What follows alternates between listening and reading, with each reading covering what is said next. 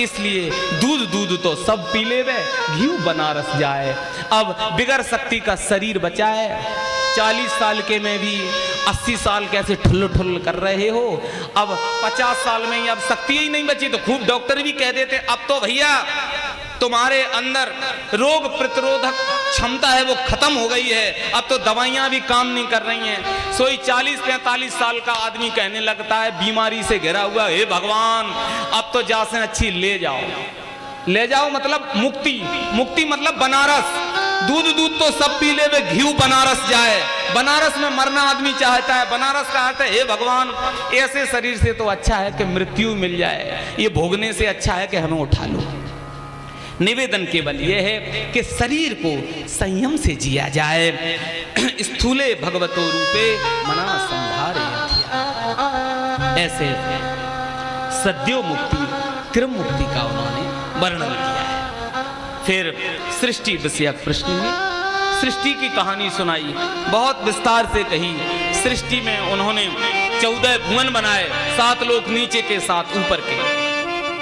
मृत्युलोक के ऊपर पितृलोक बनाया, पितृलोक के ऊपर देवलोक बनाया। इनकी सबकी उम्र विभाजित करी गई, सबको 100-100 वर्ष की उम्र दी गई।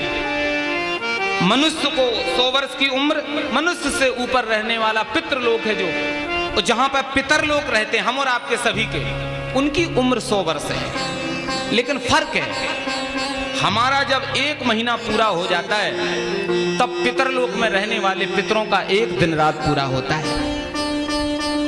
ये जो कनाकत चल रहा है ना, ये पितृपक्ष चल रहा है, अभी पितरों का दिन चल रहा है। इसलिए तो वो अपने अपने वंशजों की से आशा रखते हैं कि ये हमारी सेवा, पिंडदान करें, ब्राह्मणों को जमाएं, तर्पण करें। बहुत आशा करते हैं इस समय उनका समय होता है। और जब से तुम्हारी पीढ़ी चली है, जब से वंश चला है, तब तक से जब जिनका कल्याण नहीं होगा बेचारे वो सब आशा लगा के देखते हैं कि मेरे वंश में ये इसने जन्म लिया है। और सबको गौर करके देखते हैं कि देखो हमने लोगों इनको शरीर दिया, ये मेरा चिंतन भी नहीं कर पा रहे हैं, ये मेरे निमित्त जल नहीं दे पा रहे हैं। और जब उनके वंशज उनके लिए कुछ नहीं करते, स्मृति नहीं करते, याद नहीं करते, तो फिर वो पितृलोक से साप दे देते हैं। फिर अचानक बीमारियां, कलेश, उपद्रव बढ़ना, ये इसी को पितृदोष बोला जाता है।